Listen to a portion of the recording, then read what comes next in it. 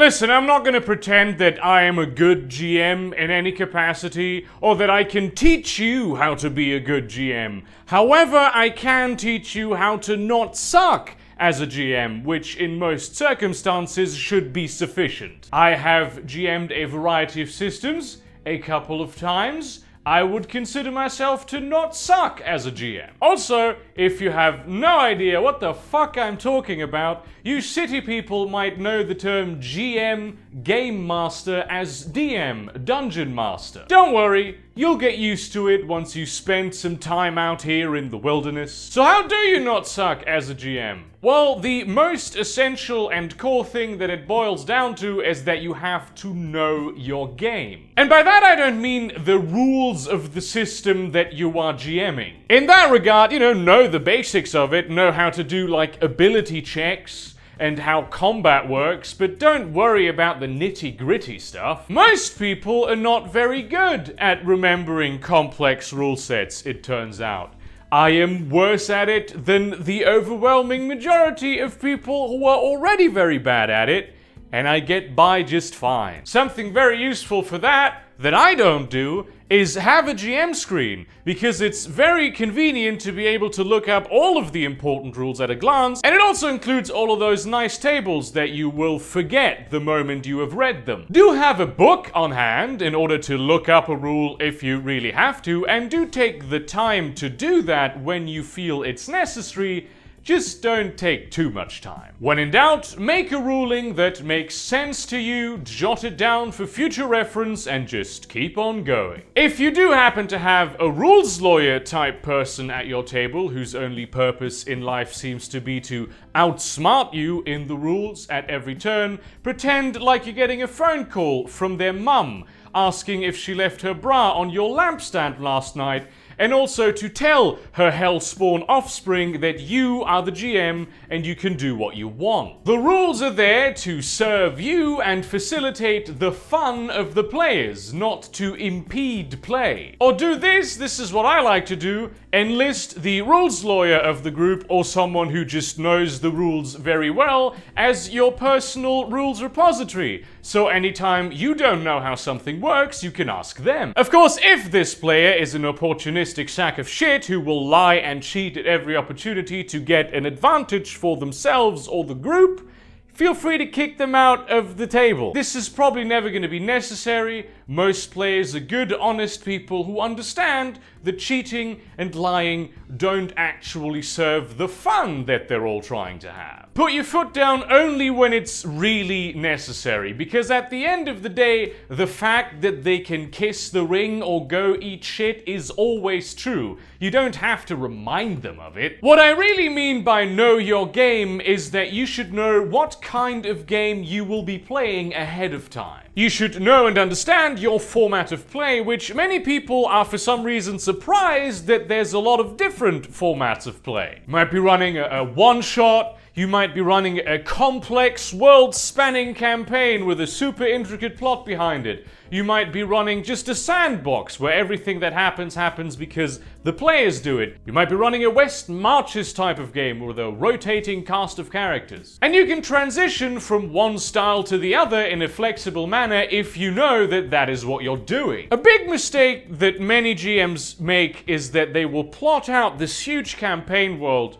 before the first session and then never have the first session because they're never done plotting out the entire campaign. You can just run the first adventure as a self-enclosed story and then put another self-enclosed story after that. You don't need to foreshadow some grand conspiracy in the very first scene. Just, jot down some things that the players found interesting or that they left unresolved. If a campaign does organically develop from that, or if you decide to make a campaign out of it, just go back and revisit those things and pretend that you knew what you were doing all along. If you have a human-looking water elemental who sells the party horses in the very first session, you might never show up again, but if he does show up again, you don't need to know how he is going to show up again at that point in time. Maybe it was a minor deity of prophecy who wanted to keep an eye on the players before they embarked on their great adventure that he obviously knew was going to happen in the future. Maybe he's a spy for a foreign empire of water elementals that will flood this plane with their armies, and then that character will already know the players and be more effective at fighting them. Maybe he becomes happy by starting to breed blink dogs in the mountains and having steamy gay sex with his fire dwarf husbando. Your players are not going to know if you planned this ahead of time. One thing that you really should know ahead of time is your characters. Obviously, you don't need to know all their stats and abilities, just like a general picture of what they're good and bad at will probably be useful to you. It's the job of the players to know what exactly their characters can do, not yours. It is your job to know who the player character is, meaning their backstory, their fears, their goals, their flaws, their ideals, their beliefs, that kind of stuff. Nothing gets players wetter than you actually taking the time and effort to integrate them into the game world and making them feel like they're not just tourists in it. Also, while we're at it, know your players. Saying you play pen and paper RPGs as a hobby is like saying you play team sports as a hobby. Not only are there 1,000 different systems, there's also 1,000 different ways of playing every single one of them. You can have a game that's very story focused, where just having a cool narrative and character development and interesting moments where awesome stuff happens is the main goal. You can be very simulationist, where everything is decided by tables and formulas and dice rolls. You can be completely drama focused, where it's basically like an improv round, but you also have dice. And it's all about the character relationships with each other and changing as emotional creatures. You can have games that are all about finding solutions without having any of the color, where all the characters and the monsters are really just stat blocks with a simple coat of paint on them, and players want to solve mysteries and puzzles and defeat enemies through specific tactics by theory crafting. Everybody likes their game a bit differently, and sometimes the differences between your players will just be vast chasms of disappointed expectations. After all, American Hand Egg and Cricket are very different games, and people tend to prefer one above the other. You can and probably should accommodate what your players want out of a game to an extent, but at the end of the day, it is still your game, you are the person running it, and so you get to GM it however you want. Therefore, it is very important that your players know what kind of game you will be running ahead of time, especially if they've never played with you before. Here's an example pitch of something that I might say ahead of a session. We're all here to play Shadowrun. We're gonna have a street-level mystery set in Hamburg, Germany, and I don't like complex rule sets, so most rolls will just be ability rolls with completely arbitrary arbitration in a way that'll be favorable to your characters doing cool shit, and we might not even ever roll for initiative, even if we do get into a combat situation. There are some players who won't like that, and that's completely okay. This is why you're letting them know what they're getting themselves into, so they themselves can decide that they don't like it. There's only one way of playing pen and paper RPGs wrong, and that's when you're not having fun. If you do have a group of players and you know that you want to run a campaign with them, ask for their input ahead of time. Pitch them something, but also ask them what kind of stuff they would like to play, and if they want to play something radically different, or not quite radically different, maybe consider making some adjustments to the campaign you had in mind. However, do not GM a campaign, or really a game, that you know ahead of time won't be fun for you. This is a hobby, not a job, and your fun as the GM is as important as the fun of the players. Then what you do is you don't plan out a campaign. It doesn't matter what you plan out, the players are not gonna do it. They will pick up some random acorn that you put on the side of the road for just environmental description, because one of the players knows that this is not actually the season for acorns, and they will assume that it is magical no matter what it is that you tell them, and they'll make it a trek across the Blood Teeth Mountains so they can find the Druid Circle of the Mirror Lake to unlock the secrets of this magical acorn. Meanwhile, the undead hordes resurrected by the Lich Emperor will just run across the land and destroy everything. Learn to accept this as a good thing. You may be the game master, but you are not the storyteller. The storyteller is you and the players combined. And the story you're trying to tell is not the story of the world, it's the story of these characters that the players are playing. They will trek across those mountains because they care about that acorn. And you want your players to care. If you want to have control over what the players are going to do, you need to get into the mindset of everything in the campaign world being in a state of quantum superposition until the players look at it. In other words, they get to open the box, but you get to decide whether the cat is dead or not. The players may choose to go east, they may choose to go west.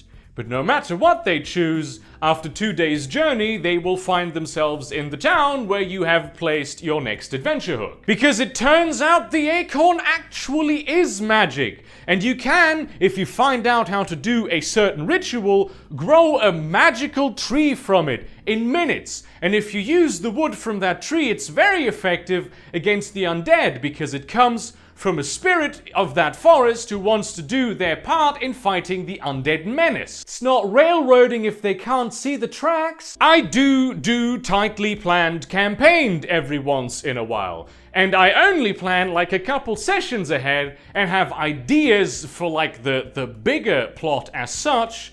And I tell the players that that's what I'm doing, and I'm also aware that maybe they will do something that causes a massive paradigm shift, and I will have to change everything. So don't plan a campaign, seed a campaign. It makes you way more flexible, and this also you should use as advice for adventures. You will pose a problem to the characters, and you will have a solution in mind, but they will almost never find that solution out. Here's something I like to do. I like to come up with a problem. Yeah, that's basically it. If you give the players a lot of different details that you don't know how they connect up to the solution of your problem yet, and if you know why the problem is difficult to solve, the players will come up with their own idea of how to solve it. And if it's a clever idea, you can throw them a curveball or two, and then when they succeed, pretend like it was your plan all along. However, and this is something that is going to happen, is that the players will formulate a plan and they will refine that plan and it'll be a good plan. But because nobody will actually decide that this is now the plan that we are going to do and then everyone goes along with it, they will just continue making new plans. At some point, they will grow tired of discussing the minutiae of a wine cellar heist for 3 hours, and they will just do whatever the latest plan was. And it's probably gonna be a dumb plan. So if they come up with a good plan, feel free to tell them that their characters think that this is a good plan. They are, after all, professionals who know what they're doing. This, by the way, is a very important thing that you need to know if you don't want to be a shite GM. Your player characters are competent. They know what they are doing, act accordingly. There's nothing worse for a player than their ranger going out to scout ahead and then stumbling into a goblin trap and the GM telling them that, oh, now you're going to be swept away by the green tide because the player didn't explicitly say that they were looking for goblin traps. It's a ranger scouting a forest. Of course he's gonna look out for fucking goblin traps. My Shadowrun character has a submarine and is very good at piloting it.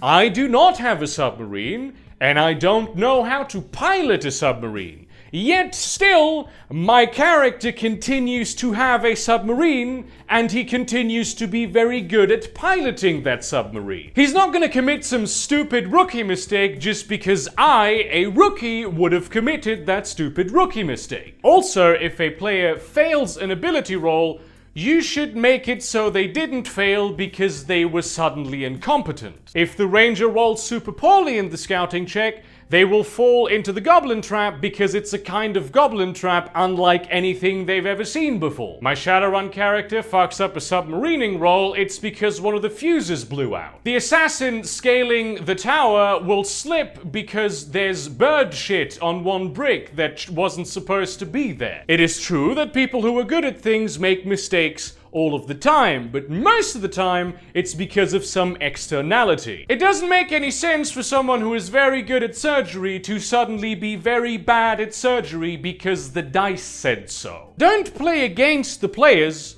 play with the players.